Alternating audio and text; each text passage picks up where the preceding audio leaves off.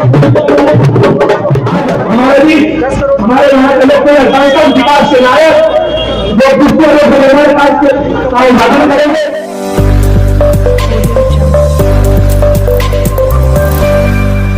Jaitpur part 2 आज इस colony का नाम है।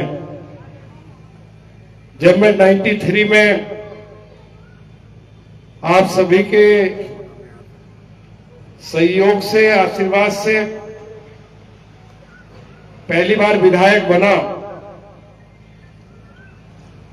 तो इस क्षेत्र को खड्डा कॉलोनी कहते थे।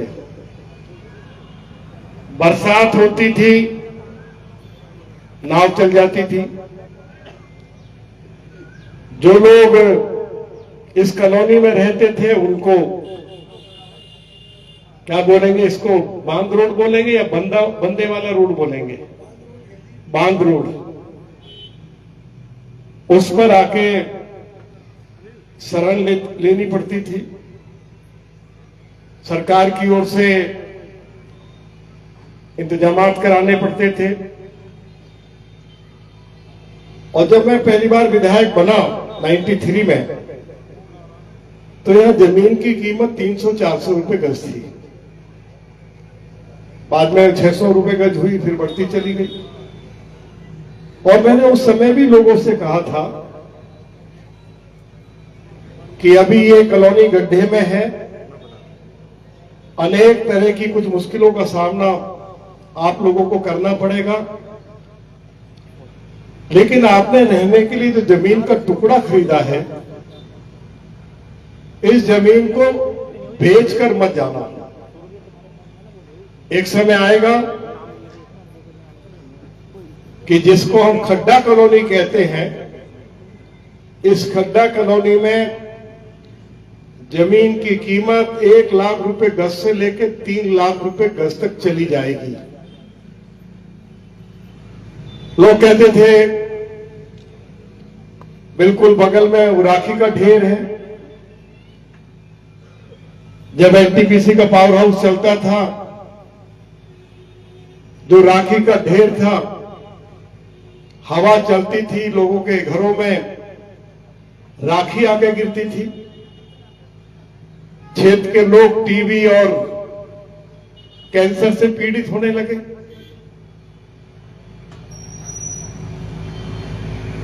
गलियां कच्ची थी, एरिया में बिजली की व्यवस्था नहीं थी, पीने के पानी की कोई व्यवस्था नहीं थी, कोई सरकारी स्कूल नहीं था। और ये जो बनने वाला रास्ता है, ये भी कच्चा रास्ता था। हमने जैतपुर पार्ट 2 की सभी गलियों को बनाया, एरिया को इलेक्ट्रीफाइड किया, लोगों को पीने का पानी मिल सके, नए ट्यूबवेल लगाए, अनेक स्थानों पर बिजली के ट्रांसफार्मर लगाए, हमारे बच्चों को अच्छी तालीम मिल सके। जब 2020 में मैं चुनाव जीता, तो हमने जैतपुर पार्ट 2 में दिल्ली सरकार का एक सीनियर सेकेंडरी स्कूल भी खोला। आज उसमें बच्चे जरूर उसमें पढ़ाई लिखाई करते होंगे। तो जैतपुर पार्ट 2 की जो मुख्य सड़क है, जब हम हरपेड़ विहार पुलिया से आते हैं जैतपुर पार्ट 2 में, उस सड़क को भी हमने बनाया। उस सड़क के दोनों किनारों पर हमने नाले बनाए, जिससे कि क्षेत्र में जब बरसात हो, जलभराव ना हो। जैतपुर पार्ट 2 में एनटीपीसी की कुछ जमीन खाली पड़ी हुई थी। उस जमीन के ऊपर हमने 2 पार्क बनाए। आज इन 2 पार्कों का फायदा इस क्षेत्र के लोगों को मिल रहा है या नहीं मिल रहा है, बताओ जरा। हमारे बच्चे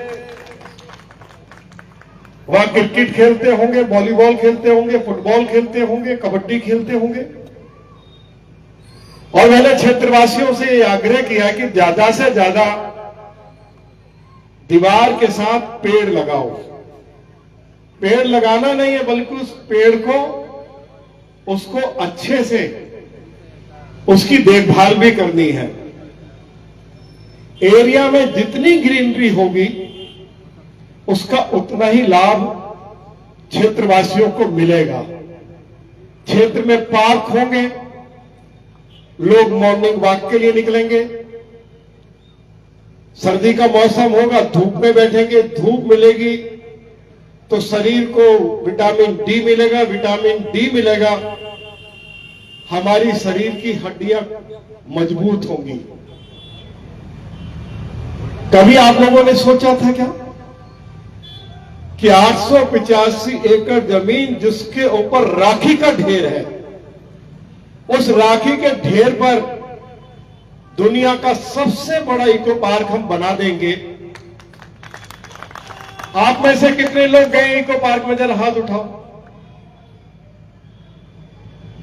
अभी बहुत कम लोग गए हैं 80% लोग गए हैं।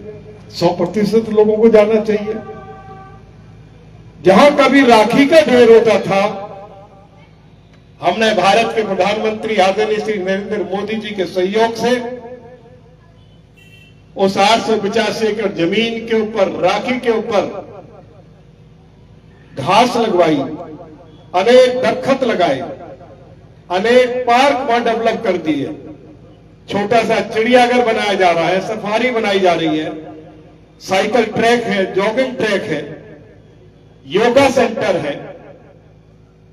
और क्या आपने कभी सोचा कि राखी के ढेर पर बोटिंग लेक बन जाएगा? सोचा था क्या? मुझे ईमानदारी से बताओ जरा।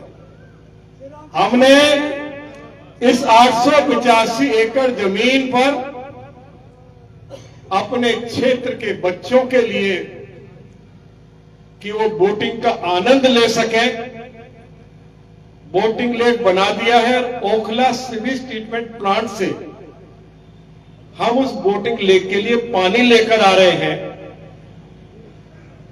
6 महीने के बाद कुरैशी साहब सबको लेकर चलना है इको पार्क में, और बच्चों को जरा बोटिंग भी करानी है। जब मैं कॉलेज में था 69-70 में, तो बोटिंग का बड़ा शौक होता था। कहां जाए? तो हरियाणा में चौधरी बंसीलाल जी चीफ मिनिस्टर होते थे, बहुत शानदार चीफ मिनिस्टर थे। उन्होंने बड़कल लेक बनाया था। तो हम लोग देशबंधु कॉलेज कालकाजी में पढ़ते थे, तो बड़कल लेक जाते थे, बहुत आनंद आता था। अब बड़कल लेक बंद हो गया। अब हम अपने एरिया में हमने एक अच्छा बोटिंग लेक बनाया है, वो आपको अच्छा लगेगा। इस इको पार्क के बनने से एरिया का एनवायरनमेंट अच्छा हुआ है, प्रदूषण का लेवल नीचे आया है। और 6 महीने के बाद जब प्राइम मिनिस्टर श्री नरेंद्र मोदी जी इसका उद्घाटन करेंगे और उसके बाद ये लोगों के लिए खुल जाएगा, तो हमारे क्षेत्र के हजारों बच्चों को रोजगार भी मिलेगा। एरिया भी जो है वो आपको चमकता हुआ दिखाई देगा। अभी लोग मुझे शिकायत करते हैं कि कालिंदी कुंज का जो चौक है उसमें बहुत भीड़ भाड़ रहती है। अभी मैंने ये मुद्दा देश की पार्लियामेंट में उठाया और मैं आपको जानकारी देना चाहता हूं कि कालिंदी चौक पर जैसा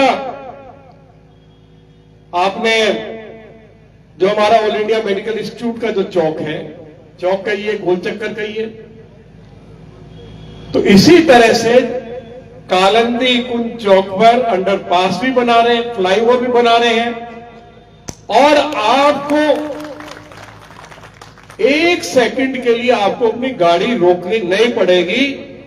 और इस व्यवस्था को करने के लिए हमने प्रधानमंत्री जी से, आदरणीय श्री नितिन गडकरी जी से इस कार्य के लिए 500 करोड़ रुपया मंजूर करवाए हैं। आप लोगों ने कभी सोचा था क्या? अब बहुत लोग ओखला की तरफ से आते हैं। ये जो आगरा कैनाल रोड है, कभी किसी ने सोचा था कि 6 लेन का हाईवे बन जाएगा? अभी जो 8-9 किलोमीटर का जो हिस्सा रह गया है वह अगले 3-4 महीनों में पूरा हो जाएगा। प्रधानमंत्री जी इसका उद्घाटन करेंगे। हमारे लोग जो फरीदाबाद, बल्लभगढ़, पलवल, सोना या बड़ौदा मुंबई हाईवे जाते थे तो 2.5 घंटा 3 घंटा लग जाता था। आज मीठापुर चौक से आप हाईवे पे चढ़िए, 28 मिनट में आप सोना पहुंच जाएंगे, 30 मिनट में आप बड़ौदा मुंबई हाईवे को टच कर जाओगे और सोना तक कोई टोल टैक्स नहीं है। आप में से कितने लोग गए हैं इस हाईवे के ऊपर से? आप लोग फरीदाबाद, बल्लभगढ़, पलवल, सोना कितने लोग गए हैं? कुछ आपको आनंद आया, नहीं आया? कुछ अच्छा लगा, नहीं लगा? अब नॉन स्टॉप तो है। अब आपने दावत तो एक दिन भी नहीं दी है? अब दावत तो होनी चाहिए कोई साहब, दावत तो मेरी बनती है? तो एक दिन बुलाओ, फिर एक दिन अच्छी दावत आपको देनी चाहिए, सबको बुलाओ दावत में। तो 7,000 करोड़ रुपया खर्च करके अभी जब ये हाईवे कंप्लीट हो जाएगा, सराय काले खान डीएनडी से लेके, और जब मीठापुर चौक के साथ जुड़ जाएगा और हमारा ये दुनिया का सबसे बड़ा इको पार्क शुरू हो जाएगा, तो ईमानदारी से बताओ फिर क्षेत्र का नजारा बदलेगा या नहीं बदलेगा? तो ये आने वाली पीढ़ियों के लिए ये सब कुछ हम लोग करने का प्रयास कर रहे हैं। देखो, मैं बार बार कहता हूं, भाई जो आया है वो जाएगा। ये तो 2 दिन की जिंदगी है, 2 दिन का मेला है। आप जो कुछ कर जाओगे अपनी कलम से, क्षेत्र के लोगों के लिए, आने वाली पीढ़ियों के लिए, मैं ये नहीं कह रहा हूं कि आप हमेशा के लिए आप अमर हो जाएंगे, हमेशा आपको याद किया जाएगा, लेकिन कुछ अच्छा करोगे तो ये पीढ़ी और कम से कम आने वाली एक पीढ़ी जरूर जो अच्छा करेगा जनप्रतिनिधि उसको याद रखेगी, उसको दुआ देगी।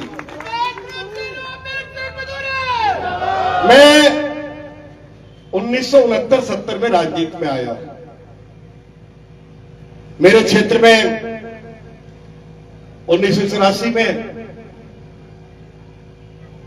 क्षेत्र में क्या पूरे देश में, और देश में क्या पूरी दिल्ली में दंगे हुए।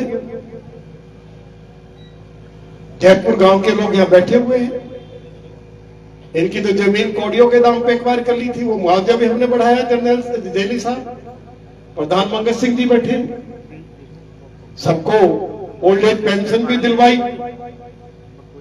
और जो हमारे क्षेत्र के बुजुर्ग थे, जब ये दंगा फसाद हुआ, सभी गांवों के बड़े बड़े बूढ़े लोग जो हैं बेचारे, जितने हमारे प्रधान थे, और मेरी उम्र सबसे कम थी, हम सब लोग पूरी रात जैतपुर गांव के बाहर चौकीदारा देते थे कि हम अपने क्षेत्र में किसी तरह का भी लड़ाई झगड़ा नहीं होने देंगे। मेरे अपने गांव तुगलकाबाद में एक बड़ा मोहल्ला हमारे सिख भाइयों का, किसी को खरोच नहीं लगने दी। मैं इतने दिन से इस क्षेत्र की राजनीति कर रहा हूं, क्या कभी आपने पूरे इलाके में कभी सुना है कि हमारे क्षेत्र में कभी कोई आपस में कोई मनमुटाव हुआ हो? क्या? और जब तक रामवीर सिंह विधूड़ी इस इलाके की नुमाइंदगी कर रहा, मेरा जीवन जब तक है, हम लोगों के डेवलपमेंट के लिए तो काम करेंगे, उनके वेलफेयर के लिए काम करेंगे, लेकिन इलाके में लोगों में आपस में प्रेम मोहब्बत बनी रहे, हम कंधे से कंधा मिलाकर हम अपने परिवार के लिए अच्छे से अच्छा कारोबार कर सके, उसमें यदि हम कुछ इमदाद कर सकते हैं हम करें, लेकिन हम लोगों को बंटने नहीं देंगे, ना पहले बंटने दिया ना आगे बंटने देंगे।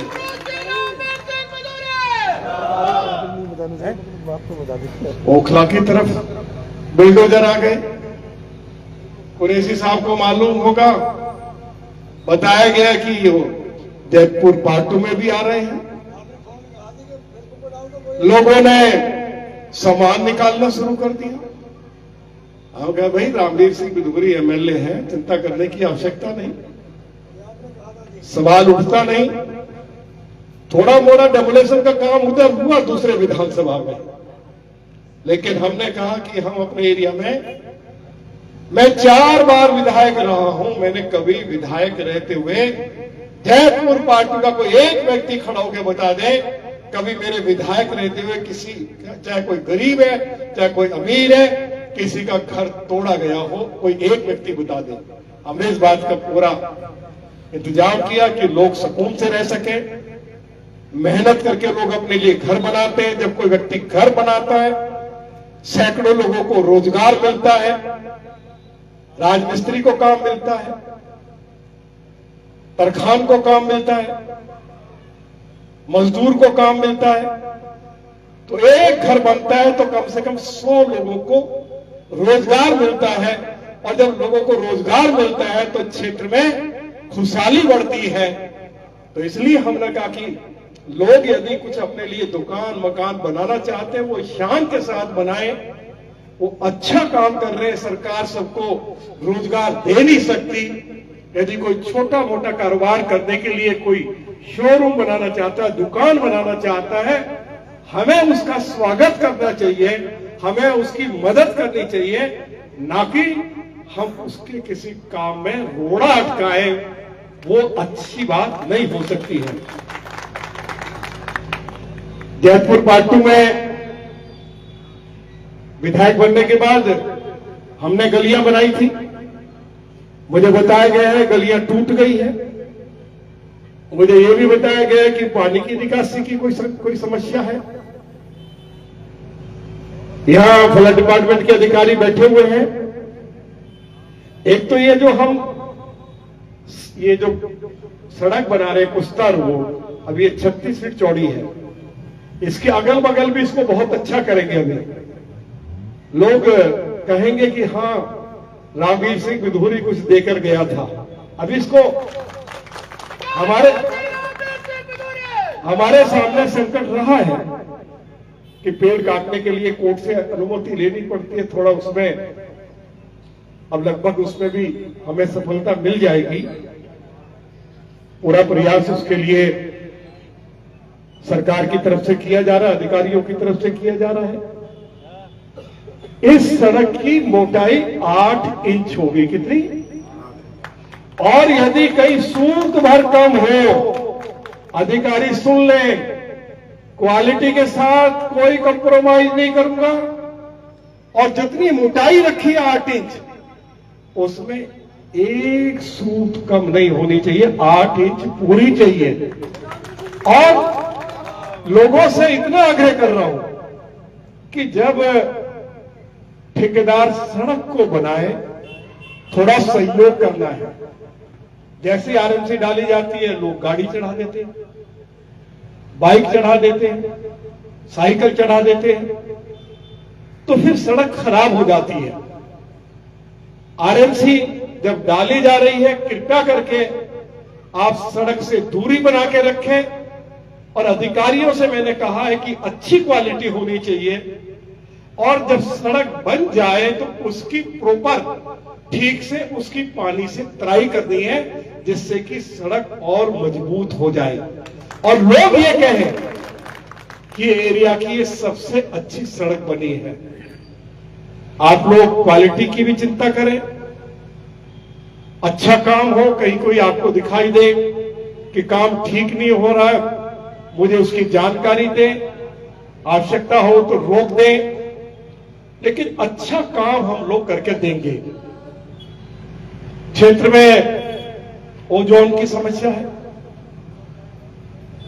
मास्टर प्लान कभी भी आ सकता है। जैसे मास्टर प्लान आएगा, हमारा एरिया ओजोन से बाहर हो जाएगा। मैं कोशिश कर रहा हूं कि अभी मैं 3 साल तक और पार्लियामेंट का मेंबर रहूंगा। मेरे समय में ही मेट्रो जो है वो जैतपुर से नोएडा तक चली जाए, ये मैं अपने समय में ही ये कार्य इस क्षेत्र के लिए करना चाहता हूं। क्षेत्र में सिविल लाइन डल जाए वो मैं अपने समय में करना चाहता हूं। आप लोगों के घरों में पीएनजी गैस लाइन आ जाए, उसका लाभ आपको मिल जाए। हमने एरिया में उसकी शुरुआत कर दी है।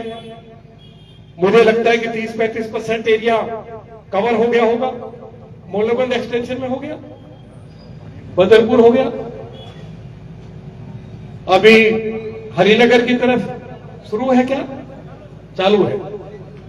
तो मेरे समय में ओ जॉन भी हटेगा, मेरे समय में जैतपुर मेट्रो के साथ भी जुड़ेगा, और मेरे समय में सिविल लाइन भी डलेगी, और मेरे समय में कालिंदी कुंज रोड पर चौक पर बढ़िया गोल चक्कर भी बनेगा, जिस गोल चक्कर में अंडरपास भी होगा, फ्लाईओवर भी होगा, और हमारे लोग आसानी से आ जा सकेंगे।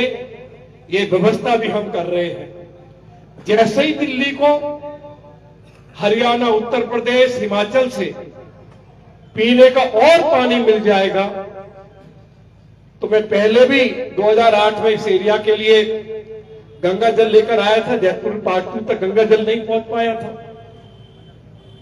लेकिन अब जब पानी आएगा, सरकार कोशिश कर रही है। दिल्ली की मुख्यमंत्री आदरणीय बहन श्रीमती रेखा गुप्ता जी, जिनका यह प्रयास है कि दिल्ली में पीने के पानी की उपलब्धता बढ़ाई जाए, हरियाणा, उत्तर प्रदेश, हिमाचल से दिल्ली के लिए और पीने का पानी लाने का उनकी ओर से प्रयास किया जा रहा है। क्षेत्र के डेवलपमेंट के लिए जब मैं जितनी धनराशि उनसे मांगता हूं, इस एरिया के डेवलपमेंट के लिए उन्होंने मुझे उतनी धनराशि दी है।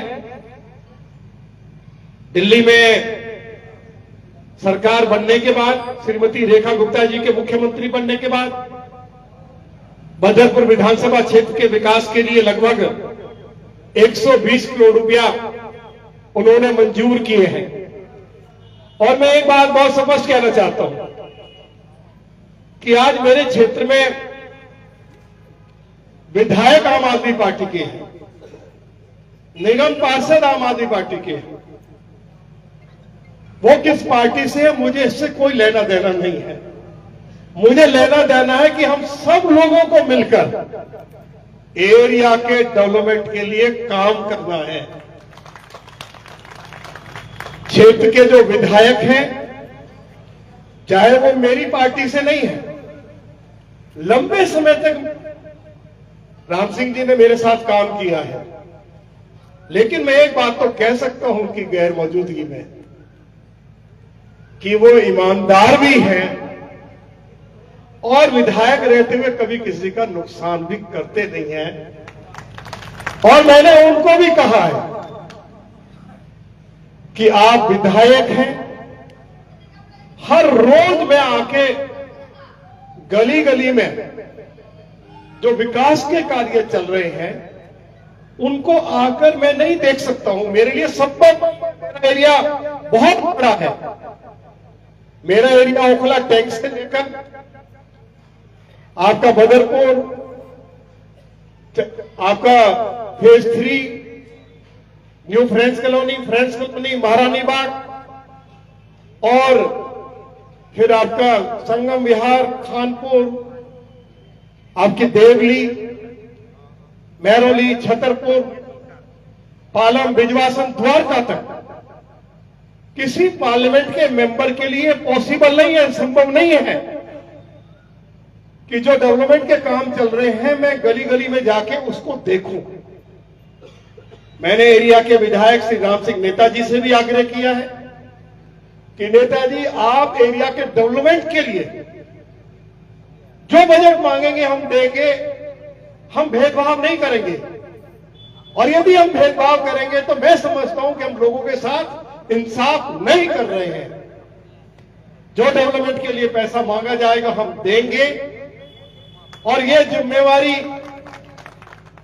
आपकी हो जाती है कि आप जो विकास के कार्य चल रहे हैं पर्सनली विजिट करें और लोगों की इच्छा के मुताबिक डेवलपमेंट के काम आगे बढ़े। तो राजनीति में विकास के कार्य, एरिया के वेलफेयर के काम तो मिलके करने होंगे, और जब चुनाव आएगा तो सब लोग अपनी अपनी बात करते हैं।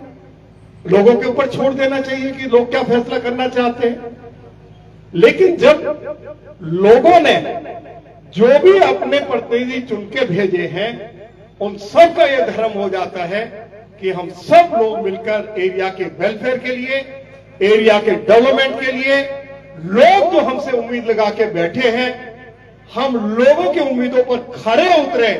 जब हम क्षेत्र में जाएं, लोग हमें सम्मान के साथ हमसे बात करें और हमें सम्मान दें, तो ऐसी परिस्थिति हमको अपने अपने क्षेत्र में बनानी है।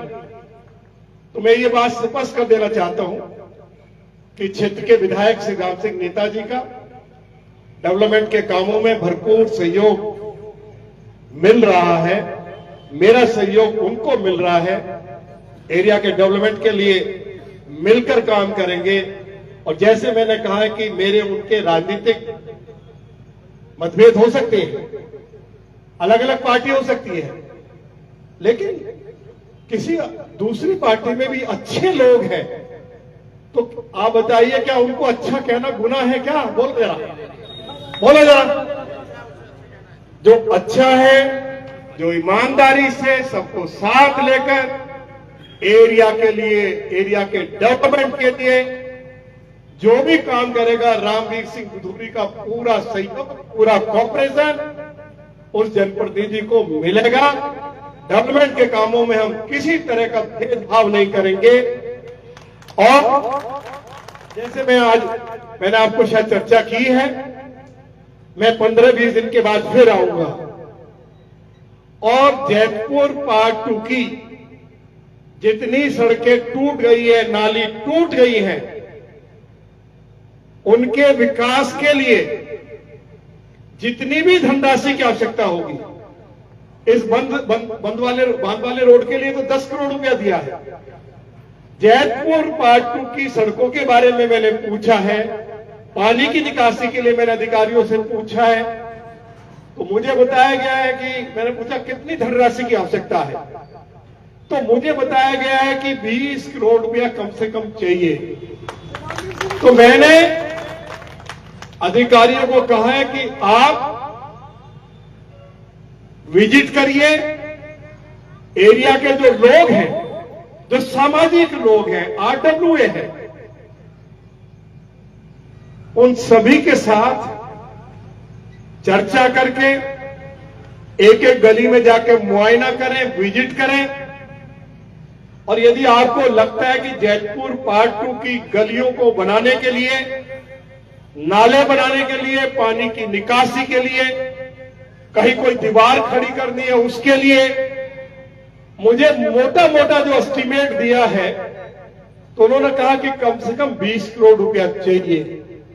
मैंने दिल्ली की मुख्यमंत्री जी से चर्चा की है और उन्होंने 20 करोड़ रुपया की मंजूरी अपनी ओर से प्रदान कर दी है। और 15-20 दिन के बाद, जैसे आज मैं आया हूं, 15-20 दिन के बाद आऊंगा और जो चर्चा आपने कुरैशी साहब की है कि हमारी सड़कें टूटती हैं, पानी की निकासी की व्यवस्था नहीं हो रही है, तो एक जयपुर पार्ट 2 में 20 करोड़ रुपया विकास के लिए दिया जा रहा है। 10 करोड़ 30 करोड़ रुपया की राशि कम तो नहीं है। आप बताओ, कुछ और मांगना मांग लो, बाद में कहोगे कि थोड़ी कमी रह गई, और कमी रह जाए तो मांग लेना, कमी नहीं रहने दूंगा, चिंता मत करना, मेरे रहते हुए कमी नहीं रहेगी, कोई कमी नहीं रहेगी। लाइट वाला मुद्दा है, मैं बुलाऊंगा एक्सीएन जो हमारे हैं बिजली के, और लाइट लगाने के लिए उनको जितने बजट की आवश्यकता होगी, मैं उनको इस बंदे रोड पर खंभा लगाने हैं, लाइट लगानी है, जितना भी उनको लाइट लगानी है, जितना बजट उनको चाहिए, मैं उतना बजट दे दूंगा और आपको इस बंद रोड पर आपको जो है, इस पर आपको अंधेरा नहीं दिखाई देगा। रात को जब आप इस रोड से गुजरेंगे तो जिस तरह से चांदनी चौक की सड़कें जगमगाती हैं, उसी तरह से ये आपके एरिया का बंद रोड भी लाइट से जगमगाएगा। इसकी चिंता करने की कोई आवश्यकता नहीं है। तो ये कार्य भी हम लोग करेंगे। आप सभी का मैं एक बार फिर बहुत शुक्रिया अदा करता हूं। और मुझे एक समय जरूर याद आता है, जब मैं 2003 में घड़ी के निशान पर चुनाव लड़ रहा था। तो याद रखना जैतपुर पार्ट 2 वालों, मैं जब जैतपुर पार्ट 2 में घुसा तो मैं लगभग 1100 वोट पीछे चल रहा था। और जब जैतपुर पार्ट 2 की गिनती शुरू हुई तो रामवीर सिंह बिधूड़ी 436 वोट से जीतकर विधायक बना। तो ये जो आपका कर्जा है, मैं उसको भूल नहीं पाता हूं, ये याद रखना। बेचारी महिलाएं दुआ करती थी कि बिधूड़ी को बढ़ाना है, काम रुक गए हैं। क्योंकि 93 से लेके 98 के बीच में जब मैं विधायक था, लोगों ने काम देखे थे। फिर बाद में मैं नहीं रहा 5 साल, तो लोगों ने, मेरे पास कोई किसी बड़ी पार्टी का चुनाव चिन्ह नहीं था, एक तरह से इंडिपेंडेंट था, घड़ी का निशान था। और ये पंडित इंद्रपाल शर्मा जी बैठे, इन्होंने मुझे तैयार किया था। उस समय मैं चुनाव नहीं लड़ना चाहता था। इन्होंने कहा भाई साहब आप लड़िए। और इस बार बदरपुर विधानसभा बहुत बड़ा था, ओखला से लेकर जसोला, ओखला का एरिया भी था, जसोला, ओखला विहार, मदनपुर खादर, सरिता विहार, अलीगांव, अली विहार, अली एक्सटेंशन, हरकेश नगर, तेखंड, ओखला फेज 2 दिल्ली की सबसे बड़ी पार्लियामेंट की ये सीट थी। तो आप लोगों ने मुझे इतनी बड़ी विधानसभा से चुनाव जिता के भेजा। और एक बार मैंने बदरपुर विधानसभा क्षेत्र से इंडिपेंडेंट अपने 4 निगम पार्षद लड़ाए, चारों के चारों आपने जिता दिए। तो जयपुर से भी मेरा निगम पार्षद जीता था, आपको याद है या नहीं है, 2012 में। तो लोगों ने हमेशा इतना मेरे ऊपर, लोगों का मेरे ऊपर भरपूर सहयोग रहा है। और जब समय समय पर रामवीर सिंह बिधूड़ी इंडिपेंडेंट जीता, अपने 6 काउंसलरों को चुनाव जिता दिया, तो उसी से तो रामवीर सिंह बिधूड़ी की देश की राजनीति में ताकत बढ़ी नहीं बढ़ी। मैं यदि लीडर अपोजिशन बना तो बदरपुर विधानसभा क्षेत्र के लोगों की बदौलत बना। मैं आज पार्लियामेंट का मेंबर हूं और पार्लियामेंट में मैं अपने लोगों की आवाज खुलकर खाता हूं। ये नहीं है कि मैं कोई पार्लियामेंट में जाके कोई मुंह बंद करके बैठता हूं। मैं अपने दिल्ली के लोगों की, देश के लोगों की जो आवाज मुझे, मैं उसको पूरी मजबूती के साथ पार्लियामेंट में रखता हूं। और सभी दलों के लोग जब मैं बोलता हूं तो सम्मान भी करते हैं कि आपने जो मुद्दा उठाया है वो देश का मुद्दा है, वो जल का मुद्दा है। और ऐसे मुद्दे यदि पार्लियामेंट में उठेंगे तो फिर कहां उठेंगे। आप बहुत अच्छा ये कार्य करते हैं, इसको आप लगातार करते जाइए। तो 3 साल भी मैं लोगों के मुद्दों को उठाऊंगा और जो भी आपकी समस्याएं हैं, मेरे ख्याल से जो कुछ आप मन में सोच के बैठे होंगे वो मैंने खुद ही आपको बता दिया। आपके मन में होगा ओजोन हटे, आप ये जरूर चाहते होंगे मेट्रो आए, आप ये जरूर चाहते होंगे कि सिविल लाइन बढ़े, आप जरूर चाहते हो कि हमारा बंदा रोड दिल्ली का सबसे अच्छा रोड हो। तो इन सब बातों के लिए मैंने आपको कह दिया है। और मुझे बताओ, जो स्कूल हमने बनाया उसका फायदा मिल रहा है नहीं मिल रहा है? बच्चे जा रहे हैं पढ़ने के लिए, क्या उसके डबल शिफ्ट में कर देंगे, आप कहोगे 3 शिफ्ट में कर दो, 3 शिफ्ट में कर देंगे। अपना क्या है, आदमी रामवीर सिंह बिधूड़ी आपका है, राज रामवीर सिंह बिधूड़ी का है। अब नहीं होगा तो फिर कब होगा?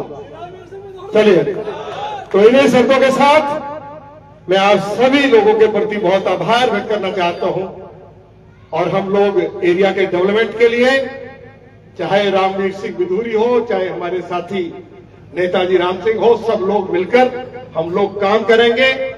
कोई काम मुझे बता सकते हो, मुझे बताइए, उनको भी आप कोई काम बताएंगे तो उनको दिल्ली सरकार की ओर से बजट की कोई कमी रामवीर सिंह बिधूरी नहीं आने देगा। बहुत बहुत धन्यवाद, शुक्रिया अदा। बोलो, आप सबका ओजोन का हो जाएगा ना, थोड़ा है ये, चलता है, कोई बात नहीं है। एमसीडी ईमानदार से पूछो तो मेरे पास तो है नहीं, काउंसलर के पास एमसीडी। आप उनको बोलते क्यों नहीं काउंसलर को? अब काउंसलर अगर आप मेरा जिता देना तो बता दूंगा कि एमसीडी वालों को उनकी औकात क्या है, कभी कोई आके इधर झांक भी जाए। अब मैं क्या करूं, वो काम तो दे रखा आपने, दे रखा, मुझे कोई गिला नहीं है, किसी को दो, लेकिन जिसको जो काम दिया उससे काम दो, वो उसका काम है, ठीक है। तो बहुत बहुत धन्यवाद आप सभी लोगों को। मैं फिर जो हम डेवलपमेंट के काम शुरू किए हैं उसके लिए मैं आप सबको अपनी ओर से बहुत बहुत मुबारकबाद देना चाहता हूं, और हम इस एरिया को दिल्ली का सबसे सुंदर एरिया के रूप में डेवलप करेंगे, यही गारंटी कर मैं आप सभी से विदाई ले रहा हूं। बहुत बहुत धन्यवाद। जय हिंद, जय भारत। भारत